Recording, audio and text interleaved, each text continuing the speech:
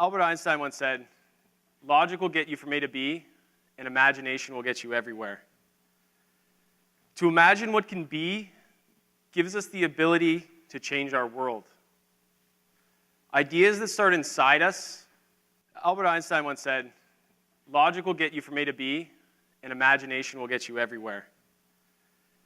To imagine what can be gives us the ability to change our world.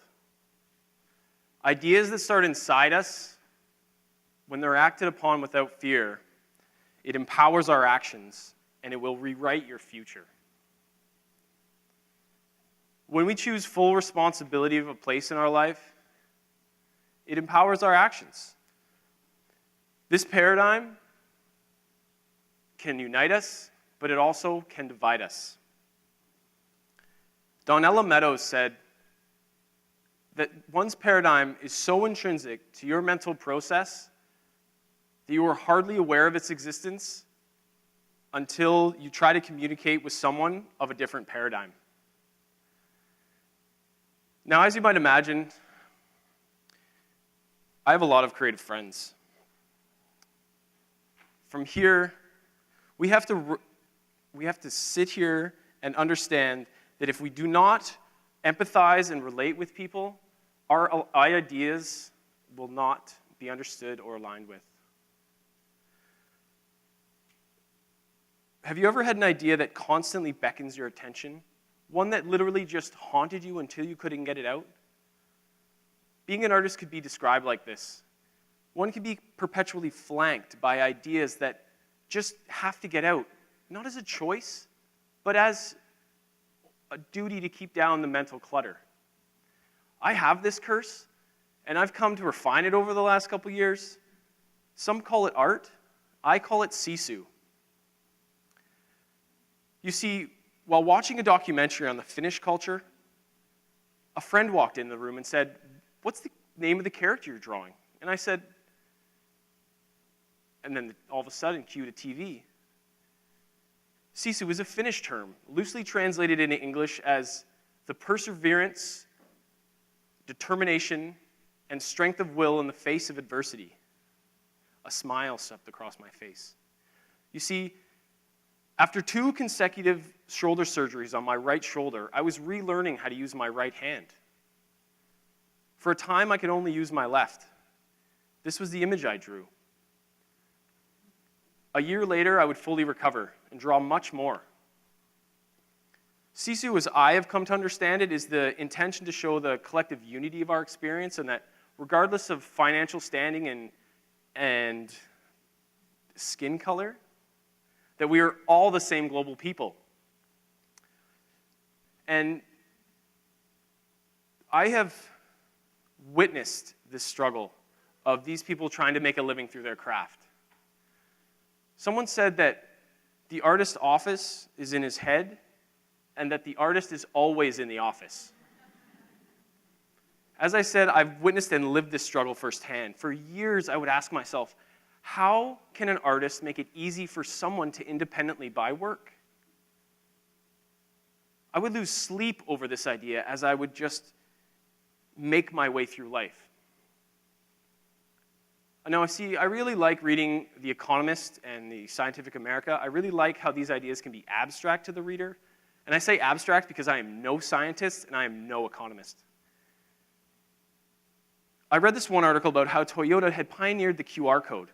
And if you're well aware, the QR code is a small black and white pixelated image. It's an open source barcode system. And essentially, you can program this. So it was a way of them to monitor the process at any given time during the process of assembly of a car. It hit me like a slap in the face. I can use a QR code to sell artwork. It's open source, so why not? Many years now, after working with arts councils and annual art events, and I've shared the ability for artists to freely and easily tie their online work to their work in an online store. Let's try that again. From their online store to their work on the wall using a QR code and mobile smartphone technology. Thank you, Mr. Steve Jobs. May you rest in peace.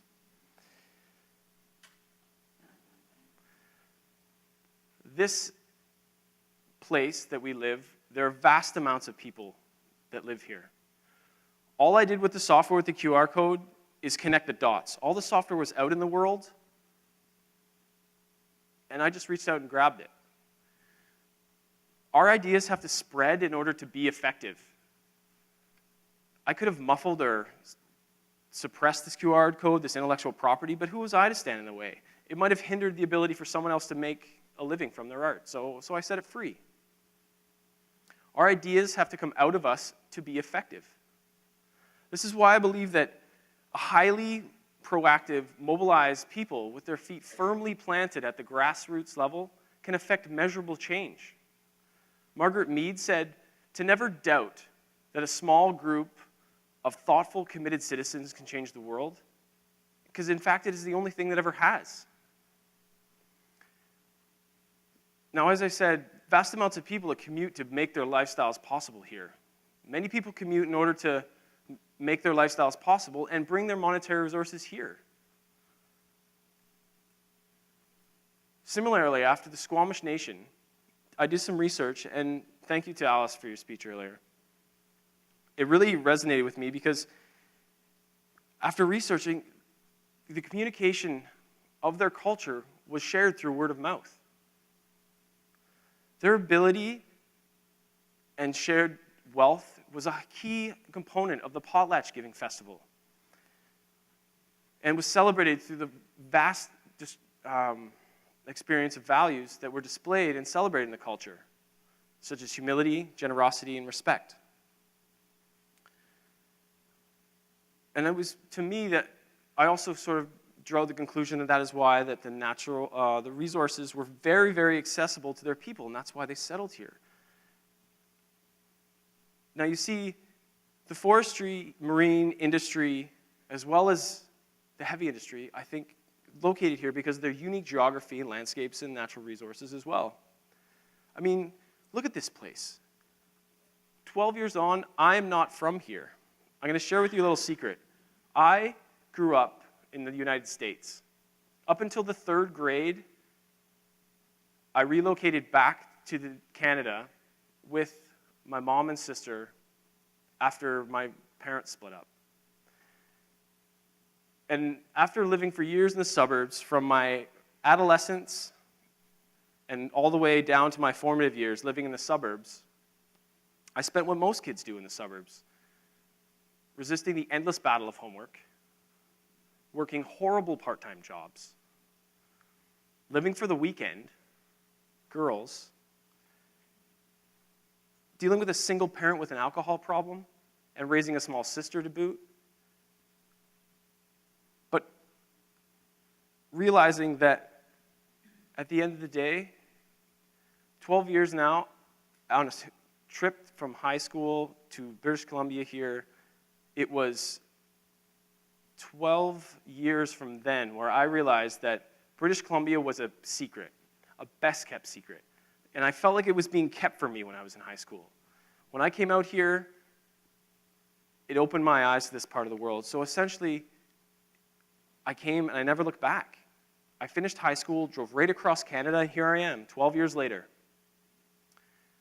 Now, sitting here in front of you, 12 years on, I'm a transplant here. I'm an outsider looking into a stunning part of the world, choosing to embrace a community-minded, out-of-doors lifestyle that inspires every part of my being.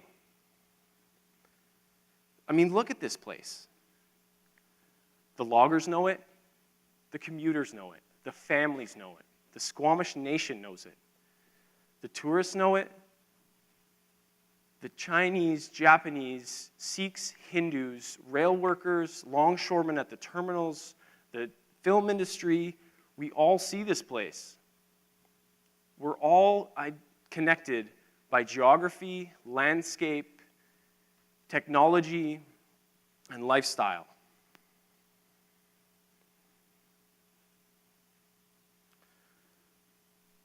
Insert Homebase Studios. Arts incubator, community collaborator at its core. This idea, conceived in Whistler, legitimized and materialized in Squamish, is essentially based on the one-room schoolhouse. Artists collectively work out of one space to create to create, and there have been numerous people that have come through the studio. And I thank you to everyone that has believed in it along the way. I've only been able to be as strong as the network that's been behind me. A conventional twist on, or an unconventional twist on the office environment and embracing the entrepreneurial spirit, we all worked at Homebase and we're all collectively switched on, so to speak. We all shared the rent. I never made any money off the space. And we were able to create many, many projects that were fascinating to me, because it was utmost fascination to me was the commingling that happened. And this commingling has great power.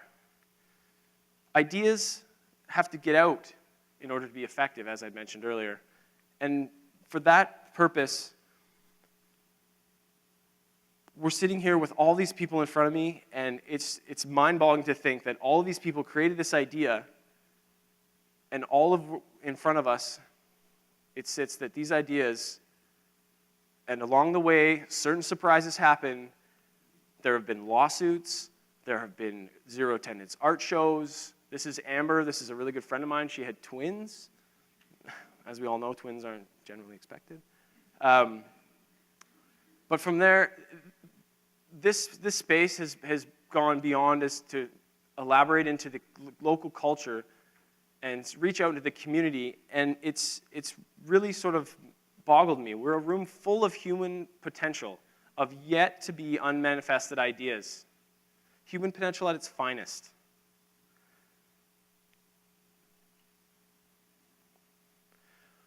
Now, the only constant is change, you can see. The idea behind this whole studio is that it's never, never the same. Nothing ever, ever will be the same there. And I can thank everyone for being involved, because everything that happens is always, always based around the ideas. Ideas and the new connection between ideas, Dan Sim said, a 1950s cartoonist, that the connection between ideas lead you away from the commonly held perceptions of reality. Ideas lead you out here. Ideas lead you into the darkness. It's no doubt that working economies will change and evolve.